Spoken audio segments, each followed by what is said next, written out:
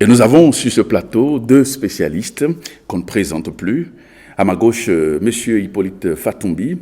Vous êtes le président Afrique de l'Ordre des marins pêcheurs de l'École transcendentaliste universelle et vous êtes basé à Abidjan, Côte d'Ivoire. Bonsoir et merci d'accepter notre invitation. Merci Prévert, merci pour votre invitation. En face de vous, nous avons Monsieur Raimi Amoussa. Vous êtes métaphysicien, plasticien. On ne vous présente plus. Merci d'accepter de venir sur cette émission. C'est un devoir. Alors, Monsieur Fatumbi, est-ce qu'on peut prévoir les événements qui viendront dans notre vie au cours d'une année? Prévoir les événements suppose qu'il faut prendre conscience que c'est l'univers lui-même qui écrit son histoire. Dans cet univers, bien sûr, il y a notre planète qui y contribue et à travers notre planète, il y a les individus que nous sommes, chacun à son niveau d'action sociale va contribuer à l'épanouissement de la société dans laquelle nous sommes. Il faut savoir qu'il y a quelque chose de potentiel. Chaque année, il y a une potentialité. Mais dans cette potentialité, l'exécution, c'est-à-dire sa transformation en fait réel, dépendra surtout des individus qui composent cette société.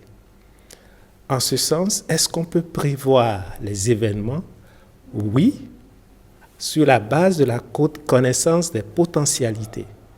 Mais sur son déroulement, tout dépendra de l'action de l'homme. Monsieur Raimi Amoussa. Merci. Permettez que nous rendions hommage à Dieu et aux membres de nos ancêtres, ainsi qu'à tous nos instructeurs dans le silence, comme nous avons l'habitude de dire. Prévoir les événements, pour nous les métaphysiciens, oui. Et cela part de deux coordonnées de toute entité qui a une date de naissance et qui a un nom. Cela veut dire quoi? Tout étant énergie, tout étant produit de l'énergie, à partir du moment où il y a des nombres quelque part, on peut anticiper sur tout ce qui arrivera par rapport à cette entité.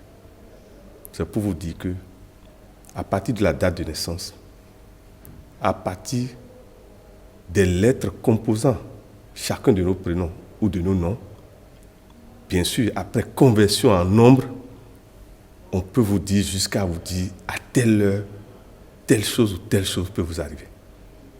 Et souvent, les événements négatifs sont liés à ce que nous appelons les défis et les essais. Voilà. Alors, Monsieur Fatumbi, est-ce qu'on peut parler de certitude dans cette matière-là? Thème de prévision, des événements, des faits qui se produisent dans notre vie. C'est pour cela, justement, que je parle de potentialité. À partir du moment où, de manière potentielle, quand je soulève ce verre, je peux prévoir, si je ne fais rien, à quel endroit précis ce verre va chuter. Mais à partir du moment où je peux exercer une certaine force, tout devient caduque. Et ce que moi je pense, c'est cette possibilité qu'a l'homme de changer ce qui est prévu. Et ceci est extrêmement important. Dans une nation, on peut prévoir toutes sortes de cataclysmes qui vont arriver, mais la modification, le changement de point de vue des individus qui composeront cette société, cette famille, peut faire en sorte que ce qui est prévu n'arrive plus.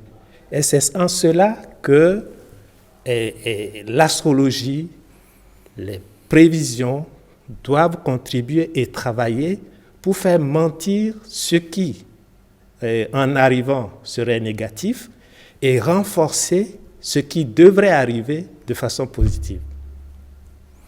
Alors, cela m'amène moi à vous demander, mais quelle attitude avoir vis-à-vis de la nouvelle année qui démarre? Merci.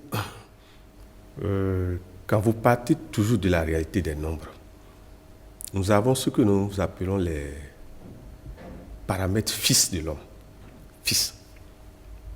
Notre date de naissance est fixe. Est fixe, oui. Notre nom est fixe. Est fixe. Nos prénoms, sauf si nous changeons, sont fixes. Ce sont des paramètres fixes, ça. Mais il y a la loi des cycles qui fait qu'il y a les paramètres variables. Tout homme qui veut vivre en paix doit pouvoir prendre conscience des paramètres fixes qui le gouvernent de la naissance jusqu'à la mort. Mais les variables, c'est souvent à partir de chaque anniversaire ou universellement à partir du 1er janvier. C'est pour vous dire que chacun de nous subit des influences universelles, mais aussi les influences personnelles liées particulièrement aux planètes qui configurent la Terre. Dès l'instant où vous avez un nombre, il y a toujours une planète qui gouverne ce nombre. Et par rapport à l'alignement de ces nombres, vous pouvez savoir ce qui va arriver à tel jour, telle heure. Et cela suppose quoi? À partir du moment où c'est la loi des contraires complémentaires qui gère la vie, le négatif annoncé, il suffit de faire appel aux énergies positives, soit pour l'équilibrer, soit pour le dissoudre. Mais une chose est sûre, comme l'a dit Lavoisier, rien ne se perd, rien ne se crée, tout se transforme. Le plus important, la loi des défis nous amène à savoir la conversion que nous faisons. Elle va où, cette énergie? C'est là la responsabilité de l'homme. Faut-il transférer une énergie sur d'autres ou apprendre à ramener l'énergie négative à l'état zéro? C'est surtout ça. Alors, pour nos nations, et surtout dans des moments clés, nous pensons que petit à petit, il va falloir vraiment un collège de spécialistes qui puisse orienter tout au moins le peuple. Parce que chaque fois subir un destin, c'est un peu comme on veut préparer un mets, mais on ne maîtrise pas les éléments composants. D'accord, d'accord. Alors, M. Fatoumbi, quelle attitude avoir face à la nouvelle année? C'est une année qui va fonctionner sur les principes de base du nombre 2, c'est-à-dire de la dualité. En parlant de dualité, on parle du jour, de la nuit, mais surtout ici, il s'agira du droit et du devoir. Dans l'exercice de nos droits, jusqu'où pouvons-nous aller dans cet exercice? Sommes-nous capables de sacrifier une partie de nos droits? Dans l'exercice de nos devoirs, jusqu'où sommes-nous capables d'aller? Quel type est-ce que nous allons mettre la priorité sur l'exercice du devoir ou celui du droit? Le schéma est dessiné. Cela veut dire que cette année, si nous sommes prêts à faire preuve de sacrifice, parce que qui dit droit et devoir parle du sacrifice et d'amour. Et vous voyez très bien qu'il ne peut pas avoir d'amour sans exercice du droit, il ne peut pas avoir de droit si on n'exerce pas son devoir. De la même façon, l'exercice excessif du droit crée ce qu'on appelle l'anéantissement, l'obscurcissement. Alors que l'exercice du devoir, vous, un père de famille qui sacrifie tout, qui fait ses devoirs, naturellement crée une ambiance agréable dans la famille. Et bien sûr, mais s'il est prêt à n'user que de ses droits, il va créer aussi d'autres tendances extrêmement négatives. Donc, de façon collective, cette année est placée sous les deux mots. Qu'est-ce que nous sommes capables de sacrifier? Et sacrifice et amour sont les deux pôles d'une même réalité. Et l'un ne peut exister sans l'autre. Si je vous donne ce verre, je perds quelque chose et vous êtes heureux. Donc, celui qui se sacrifie est à la source de la production de l'amour, en fait. Donc, l'exercice du devoir de manière constante générera une telle quantité d'amour qui peut tout transformer. Et à partir du moment où l'amour s'exerce, tout ce qui est prévu de façon, je suis en train de répondre de manière indirecte, Oui. à cette manière de tout contrebalancer. Oui. Nous sommes pour que, de façon naturelle, il y ait certaines potentialités, mais l'être humain est nanti de volonté. Oui. Et de l'orientation de cette volonté naîtra tout ce qui va en découler. Oui. Donc, il faut, à mon avis, que nous évitions de suggestionner. Il faut prendre conscience du pouvoir de la suggestion. Quand vous dites à quelqu'un que l'année se comportera de telle manière, il faut en même temps fournir à la personne qui est devant vous tous les moyens, sinon ne lui dites rien. Rien du tout. Il transformera en exécution ce que vous êtes en train de lui dire.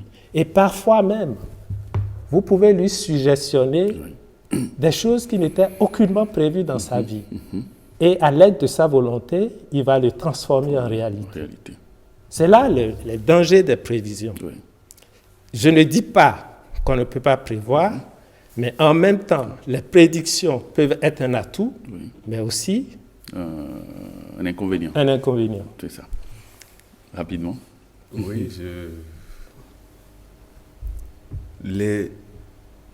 le jour et la nuit existants, et comme l'a dit mon doyen, Oui. lorsque vous n'avez pas un mental assez solide, je veux dire lorsque les trois sens que sont les yeux, Oui. les oreilles et la bouche, lorsque vous n'avez pas la capacité de maîtriser ça, il vaut mieux ne pas ouvrir les portes des mancies. Les portes? Des mancies. Oui, ça veut dire quoi? Parce que les gens qui nous Les regardent... portes des divinations, Très des bien. prévisions. Parce que parfois, c'est de ce que nous voyons que nous-mêmes nous alimentons, nous matérialisons par la non-maîtrise de nos pensées, de nos émotions et de nos actes, ce qui est entendu ou ce qui est vu, ou ce que nous-mêmes nous prononçons. Beaucoup de gens vivent dans l'auto-suggestion, Gestion.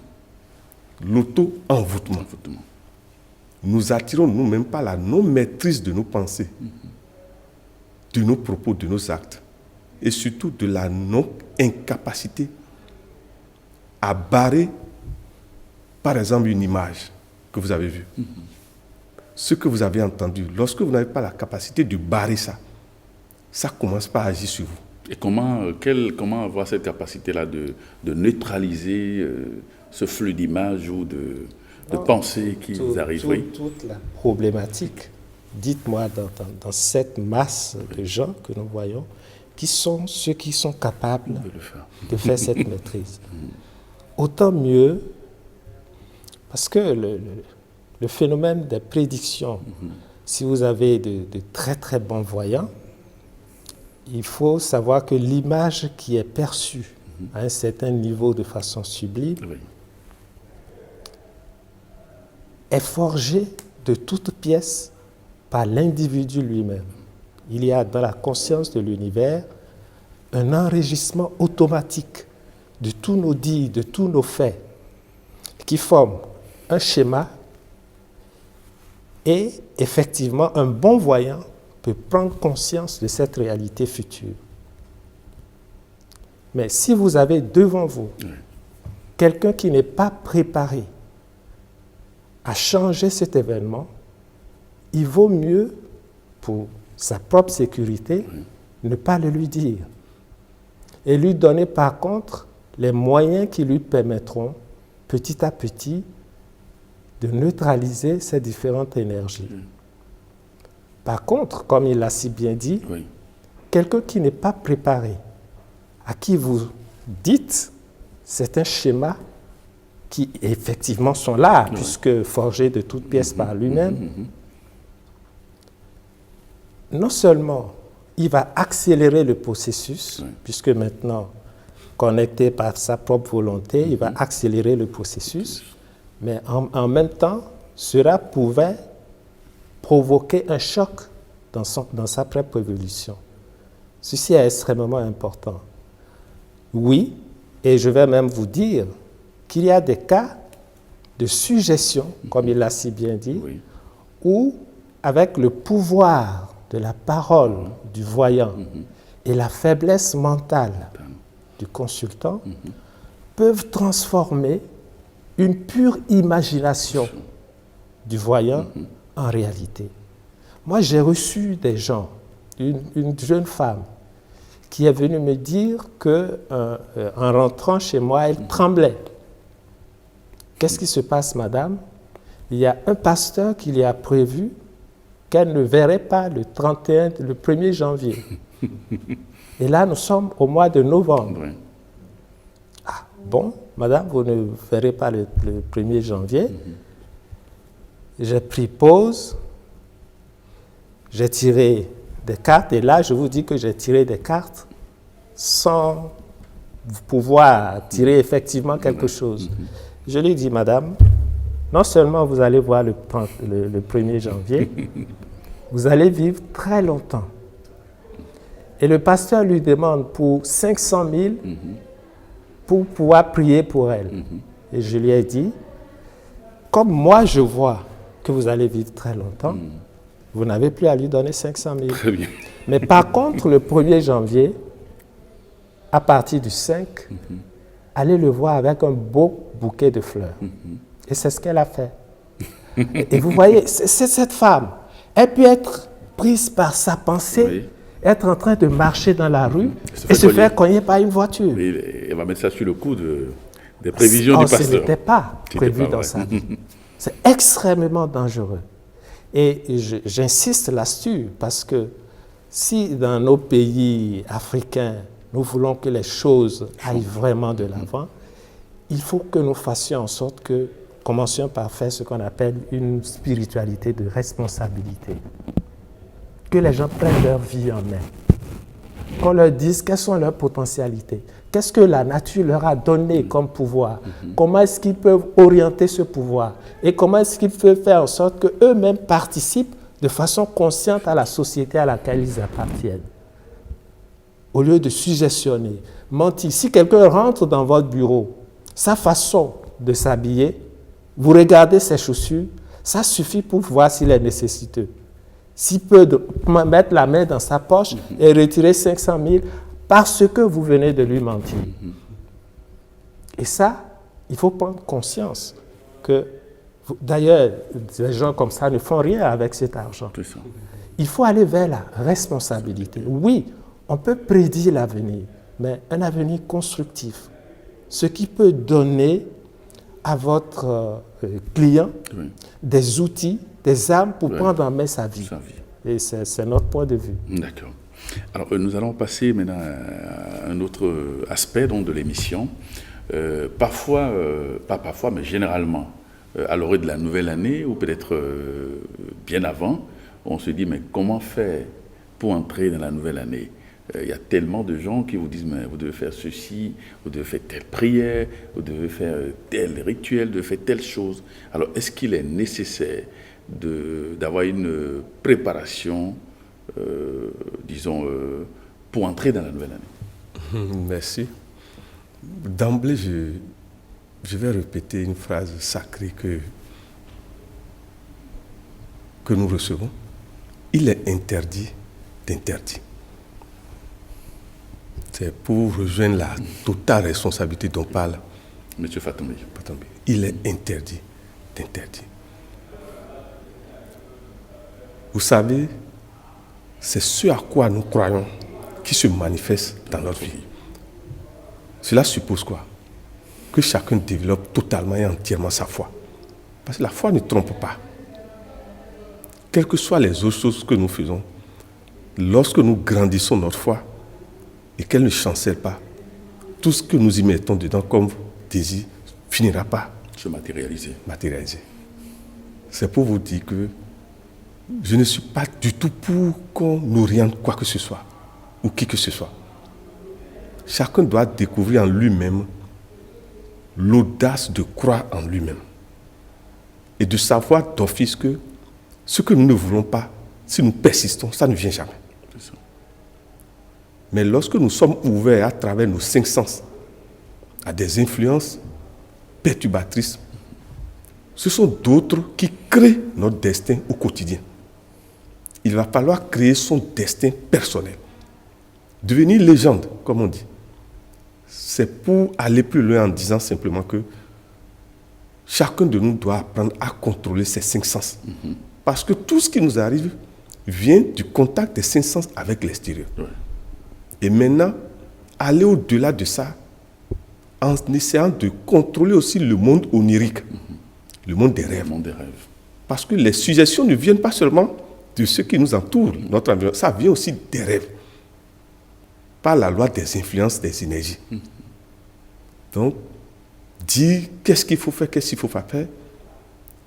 Je sais une chose, que chacun développe le pouvoir de sa parole.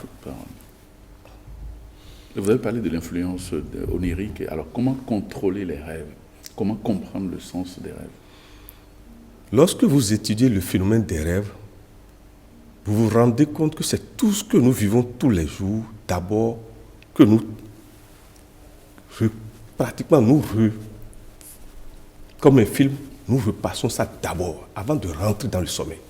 Puisqu'il y a plusieurs segments de sommeil. Oui. Cela suppose quoi? On n'a pas besoin de refaire ce travail, on peut le faire avant de dormir. Et donc rentrer avec un mental qui est moins perturbé.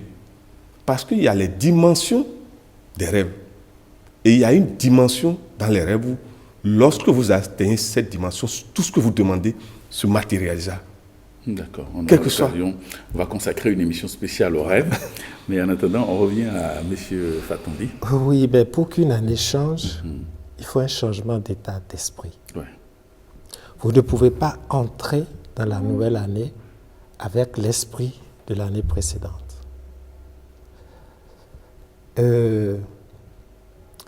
Très souvent, on se présente les vœux à partir de minuit. Nous considérons que cette période de minuit, c'est la période de bilan. On peut être en famille. Si ma cousine ne me parle pas depuis 6 mois, c'est le moment de rétablir, de parler à ma cousine, de l'appeler. Ce n'est pas le moment de faire des vœux. C'est le moment de se ressouder, de changer d'esprit pour entrer dans la nouvelle année. Et c'est au lever du soleil, quand la lumière apparaît, que normalement il faut présenter les vœux. Avec ce changement d'esprit, on a assez de chances de pouvoir entrer dans une nouvelle année, puisque antérieurement on a changé les anciens paramètres. Qu'est-ce qui n'a pas marché? Jusqu'où j'ai fait preuve de manque de lucidité. Okay. Et j'ai été paresseux. Je fais une autocritique de ma propre personne. Et cela est valable au niveau des familles, des quartiers, des nations, des pays. S'autocritiquer pour pouvoir changer les différents paramètres. Et intervenant dans le sens de mon confrère, Oui. l'exploitation des rêves est extrêmement importante. Les rêves annoncent quelque chose qui va se passer. J'ai par exemple un cousin qui a fait un rêve, il s'est trouvé au tribunal, le juge martèle, prison à perpétuité. Il me le dit, je dis, mais il faut que tu commences à changer les paramètres de ta vie. Et notre vie est comme une bande où chaque acte, chaque parole, chaque pensée crée l'événement. Alors si nous commençons à effacer la bande, en corrigeant notre façon de voir le monde, de parler et d'agir, nous sommes en train de changer notre propre devenir. Ce qui veut dire que la notion du destin, c'est l'homme même qui se le construit à chaque seconde par ce qu'il fait, ce qu'il dit et ce qu'il pense. Il a fait ce travail, mais 6 mois après, il s'est trouvé, toujours à Cotonou ici, là où on vend les voitures. Il était en train de faire les bagarres avec son camarade. Il l'a soulevé, il l'a jeté à terre et à portée de main, il y avait un gros caillou. Il a pris le caillou, il devait marteler le caillou sur sa tête. Il s'est rappelé de son rêve. Il l'a jeté à terre, il a ouvert la main. C'est un fait réel, hein. Il est vivant. Hein. Donc ça veut dire les rêves ne doivent pas nécessairement s'exécuter. Si nous changeons notre façon de vivre, si nous changeons notre façon de voir le monde, les rêves nous disent « Attention, telle chose peut se passer ». Et à partir de ce moment, nous allons essayer de nous approprier et un carnet sur lequel nous pouvons noter les différentes choses que nous voulons, poser même la question à la nature. Qu'est-ce que tu me renseignes sur tel fait? Et nous allons voir des schémas classiques qui nous permettront de réaliser nous-mêmes le code de nos rêves. Et je pense que ça peut bien sûr faire l'objet de toute une émission. Ok. Nous allons maintenant retourner à la régie. Et cette fois-ci, nous allons passer à la rubrique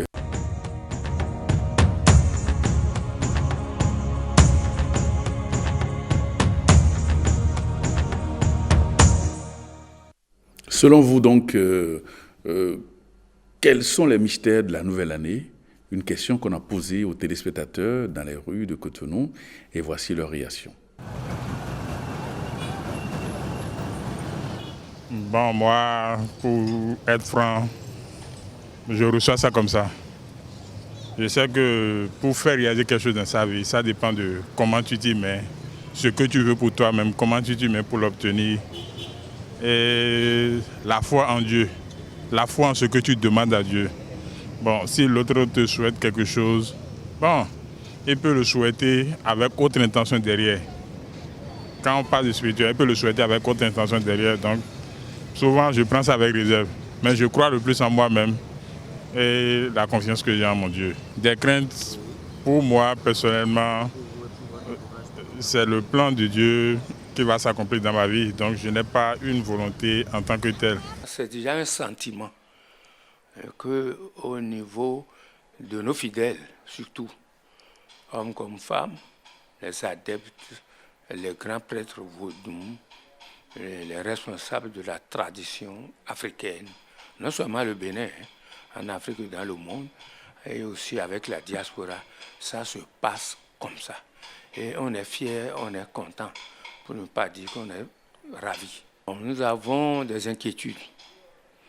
Inquiétudes par rapport à quoi? Inquiétudes par rapport à comment l'année 2018 va se dérouler dans un bon enthousiasme. Parce qu'il faut le bonheur naturel. Et il faut prier surtout pour le régime en place et que des solutions adéquates soient dégagées. C'est symbolique, quoi. Hein, c'est ce que tout le monde fait. Et puis, bon, sinon, en réalité, moi, je sais que c'est les graines que j'avais eu à semer dans l'année passée. C'est ça qui dépend des moissons que je vais effectuer dans l'année qui va suivre. Et c'est ça que je voudrais que chacun comprenne. Rien ne dépend des vœux qu'on formule. C'est plutôt nos choix, c'est plutôt nos pensées, c'est plutôt nos propos. Tout ce que nous avions eu à effectuer dans l'année écoulée, c'est ça qui conditionne, c'est-à-dire notre état d'être. Donc, je me dois d'être plus présent cette année-ci pour ne pas les répéter. Parce qu'on dit, sans être dans un état de présence totale, ce n'est que le passé qui se perpétue de lui-même. Par conséquent, je me dois d'être plus présent pour ne pas commettre les mêmes erreurs afin que l'avenir soit radieux. Les souhaits que nous présentons pour toutes les fidèles, c'est tout à fait comme une prière que nous faisons. Et quand ça sort et ça rentre dans le monde, l'Éternel bénit et chaque Béninois doit trouver la grâce de l'Éternel. Lorsqu'on nous formule des vœux en retour, c'est avec beaucoup de joie que nous recevons ces vœux, parce que les vœux sont toujours dans l'intention de voir l'autre dans une certaine bénédiction. Lorsque les vœux sont formulés de bon cœur et que Dieu les accepte, puisque Dieu a pour chaque être humain, pour chaque individu, pour chaque homme, un plan de vie. Et donc, les vœux se réalisent toujours avec l'accompagnement, avec la bénédiction de Dieu. Donc, si Dieu le veut, ça va se réaliser. On est toujours dans le plan de Dieu. Ces vœux-là, ça nous renforce un peu. D'abord, il faut avoir la foi en toutes choses, n'est-ce pas? Ça a des faits parce que si on reçoit ces vœux et on le met en prière, tout ce que nous voulons pour l'année, ça aboutit. Cette année du tout, je n'ai pas la peur ni la crainte. Je prie Dieu seulement que ma volonté pour cette année soit accomplie dans ma vie, c'est tout. Quand on reçoit toute bonne action, toute bonne pensée a forcément un impact. Du coup, si la personne te souhaite quelque chose et on le reçoit en toute sincérité avec foi, et très sûr, ça aura quand même un impact. Un homme ne peut donner que ce qu'il a. D'abord, quelqu'un qui vous souhaite de vœux, qui est déjà lui-même sous la malédiction, il ne peut rien vous apporter de nouveau. Donc, au lieu de recevoir des bénédictions de sa part, quelqu'un qui est dans les meurtres, le mensonge, le vol, et tout ce qu'on sait comme mauvais acte, il vous prononce des vœux, il vous maudit en fait. Ça n'a pas de sens. Et puis, il y a dans le monde, chaque chose a une saison. La spiritualité, les valeurs spirituelles ont une prédominance sur tout ce qui est physique. Ce que vous regardez, ce que vous entendez a une influence sur vous parce que ça, c'est votre âme et esprit qui ingurgite cela. Donc, ce qu'on peut entendre par valeur spirituelle, c'est que forcément, tout ce que vous allez faire dans ce monde qui a trait au monde de l'invisible, eh bien, ces choses-là vont agir positivement ou négativement sur votre âme, votre esprit et vont déterminer la conduite de votre destinée, vos réalisations et tout ce que et aussi votre capacité à pouvoir tenir devant l'adversaire, c'est-à-dire devant n'importe quelle situation agressive pour vous détruire ou détruire vos projets, votre famille, vos finances, etc. Réaction, M. Amoussa Raimi. Si on s'arrête aux vœux, c'est la parole. D'office et d'emblée, disons qu'il y a des gens qui ont la parole puissante. Il y a des gens qui ont réellement la parole puissante. Lorsque nous allons dans nos valeurs endogènes, il y a des éléments, lorsque vous les mangez, ça reconfigure la puissance de vos propos. Ce que nous appelons le Bessissa. C'est pour vous dire que lorsque l'émetteur de parole est en harmonie avec lui-même et la nature, et vous faites des vœux, souvent ça marche. Mais à condition que vous-même, vous soyez en compatibilité avec le vœu qu'on émet envers vous. Ouais. Mais une chose est sûre, chacun de nous subit les influences indépendantes de notre volonté qui viennent de l'extérieur. Nous-mêmes, nous produisons des énergies. Lorsqu'il n'y a pas compatibilité entre ce qui sort de nous et ce qui nous arrive et ce qui vient de l'extérieur, la notion de la malchance apparaît. Mais comment faire pour qu'il y ait cette compatibilité entre les influences extérieures et celles qui viennent de notre... Nous venons de parler de 2018. Ouais. L'addition théosophique donne 11, qui fait 2. Mais il y a le karma qui est lié au maître nom 11. C'est le karma de sacrifice, comme le doyen a déjà commencé à l'expliquer. Lorsque vous n'avez pas conscience de ça, et à supposer maintenant que vous-même, vos coordonnées personnelles, par exemple, dans ces coordonnées, il y a encore le 11, vous voyez ce qui va vous arriver? C'est pour vous dire qu'il faut avoir conscience de l'influence universelle et de l'influence personnelle pour pouvoir savoir quelles sont les incompatibilités que présente telle période de ma vie. Et c'est sur ça qu'il faut travailler. Celui qui a le 11, universellement, toute la terre doit travailler sur l'oubli de soi et s'occuper des démunis. Et c'est ça la notion du sacrifice. Dès l'instant où vous êtes quelque part, mon frère Prévet, et à côté de vous, des gens souffrent, alors que vous en avez assez, vous allez subir la loi du karma. Cette année. Je résume la situation simplement comme ça. Et le donner ne veut pas forcément dire l'argent. Les conseils, parfois, sauvent. Et au-delà de ça, lorsque vous faites des vœux, et avant de faire des vœux, première chose, c'est de vous harmoniser tout au moins avec vous-même, avec votre environnement. Ce que nous appelons « je pardonne à moi-même et aux autres ». Parce qu'on croit toujours qu'il faut pardonner seulement aux autres. Il faut aussi se pardonner à soi-même. Ouais. Lorsque vous faites ces deux choses, vous êtes en état de neutralité, de réceptivité. D'accord. Voilà. Monsieur Fatombi, par rapport à votre réaction aux vœux et aux expressions, j'allais dire, de nos compatriotes qu'on a rencontrés dans la rue. Oui, bien sûr. Il est dit dans la Bible, au commencement était la parole. Ouais. Et c'est au moyen de la parole que Dieu a créé notre monde. Nous aussi, c'est au moyen de la parole qu'on crée notre univers. Il est clair que si, tout à l'heure, je dis des mots mal placés à mon collègue, demain, que je ne m'attende pas à ce qu'il me dise bonjour. Parce que je plante en lui une graine. Mais le plus important, c'est que la bouche qui s'évertue à dire la vérité, la pureté, qui ne parle pas en désordre, se crée elle-même la force, cette possibilité de créer des choses positives. Et dans l'émission, il y a quelqu'un qui dit que quelqu'un qui vole, qui tue, qui fait n'importe quoi, quand il vous présente des vœux, il a dit que c'est une malédiction. Effectivement, c'est vrai. Pourquoi?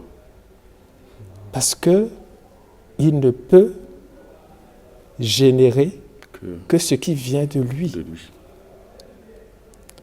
Dans les transmutations alchimiques, à partir de tout ce que vous faites dans la vie, vous modifiez votre environnement. Mais de la même façon, se modifient dans votre structure interne tous les métaux que nous trouvons à l'extérieur. Donc, la corruption des métaux internes ne peut produire que des énergies négatives qui sortent. Sous l'aspect de vœux, effectivement, ce ne sont pas des vœux.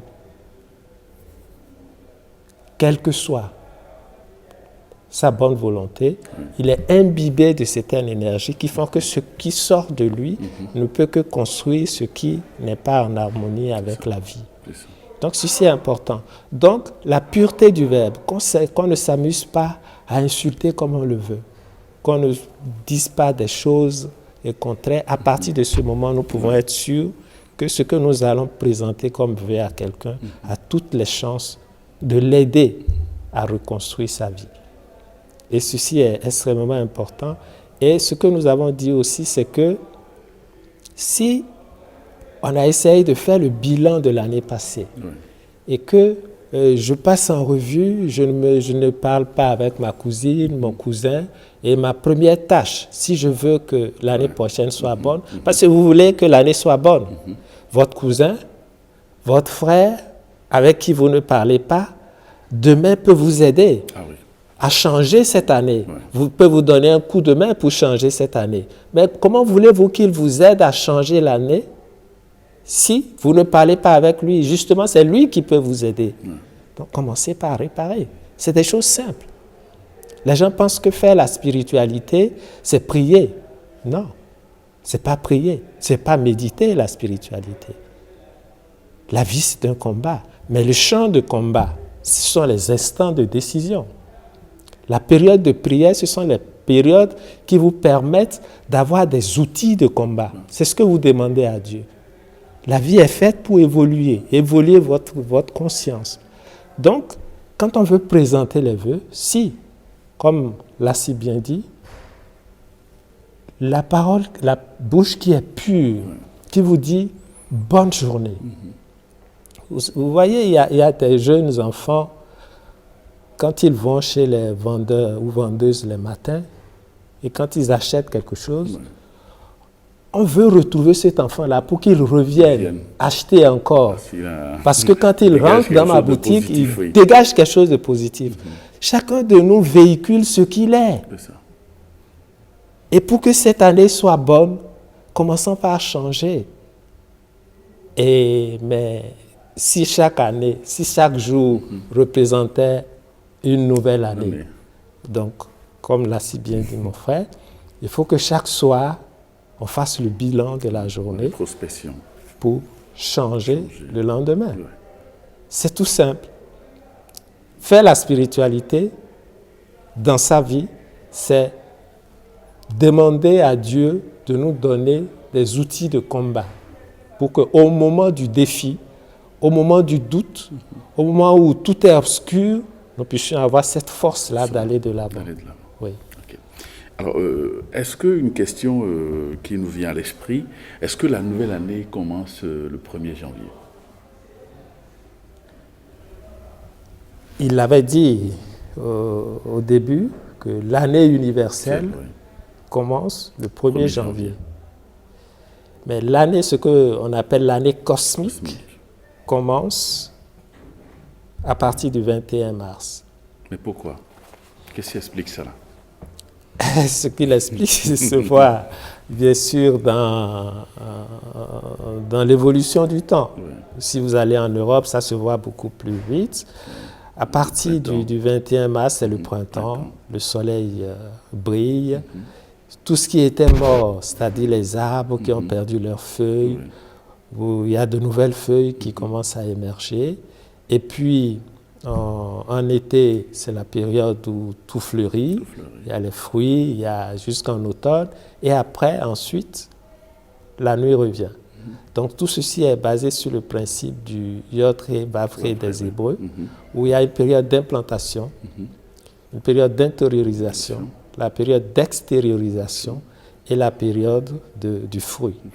Donc, l'année cosmique commence effectivement le 21 mars. Mais l'année universelle commence le 1er janvier. Et à partir de ce fait, l'importance que les hommes vont donner à la force potentielle qui se trouve dans cette position du soleil pendant le 1er janvier sera prédominant pour effectivement les prévisions astrologiques de toute l'année et savoir aussi que les planètes n'obligent pas, les planètes inclinent et que l'homme peut toujours changer. Alors, on le remarque souvent dans nos pays, déjà à partir de début mars jusqu'au 20 mars, on voit les paysans qui commencent par à prêter leurs champs et tout. Est-ce qu'on peut dire que de manière intuitive, déjà, nos ancêtres, nos anciens savaient que l'année cosmique, ça démarre à partir de 21? Merci. Monsieur Amoussa. D'office et d'emblée, nos ancêtres n'ont rien à envier à tout ce que nous apprenons des autres. Lorsque vous allez dans le phare contient au minimum 7 sciences, dont l'astrologie, la numéromancie, la morphomancie, l'astrologie. Et il suffit d'étudier le calendrier lunaire faisant pour savoir comment nos parents... Vous savez, ce calendrier est basé sur la sortie de la Lune. Et pourquoi, par exemple, si je prends aujourd'hui, si la Lune sort aujourd'hui, ça devient le départ. Donc nos parents connaissaient bien l'influence des planètes. Et vous allez remarquer que quand vous prenez même chaque signe du phare, l'influence des planètes intervient. L'influence des planètes, c'est pour vous dire que nos parents maîtrisaient parfaitement, que ce soit l'astrologie, tout ce que vous voulez. Mais le plus important, c'est quoi? Pour revenir à ce que vous avez demandé tout à l'heure. En plus de l'année universelle et de l'année cosmique, il faut maintenant tenir compte de ce que nous appelons notre départ d'ouverture sur la terre, notre date de naissance. Vous allez remarquer le phénomène lorsque la maman veut accoucher. Vous avez vu toute la fatigue. Mais quand elle accouche, il y a comme un regain d'énergie. Chacun de nous subit cette influence-là. Et pour vous dire que nous devons tenir compte de notre date de naissance. Souvent, c'est un départ, un nouveau départ pour chacun de nous. Et revenons maintenant à nos ancêtres. J'aurais aimé que, si petit à petit, qu'on parle de nos valeurs aussi endogènes. Absolument. Pour que nous-mêmes, nous prenions conscience que nous avons des choses. Et que le plus important, c'est qu'on balise. Le discernement doit intervenir dans les pratiques pour négatives séparer et les le bon grain de l'ivraie. Positives. Merci. Alors, M. Fatumbi, est-ce qu'il existe des entités ou des énergies qui, disons, président à une nouvelle année? Oui, il y a des énergies qui président à une nouvelle année, comme à toute naissance. En fait, pour comprendre le phénomène, c'est que la position du Soleil, avec les différentes configurations que forment les planètes à un moment précis, dégage une certaine forme d'énergie. Et comme il a si bien dit, quand l'enfant vient au monde, tout le monde sait qu'au sein de la mère, l'enfant ne respire pas. C'est en sortant qu'il prendra cette première bouffée d'oxygène. Avec ce schéma cosmique prédominant dans la nature. Et ce schéma s'imprime dans toutes ces cellules et le marque d'un sceau.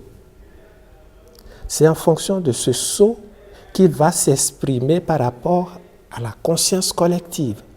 Sa réaction par rapport à d'autres vont faire en sorte qu'il sera différent.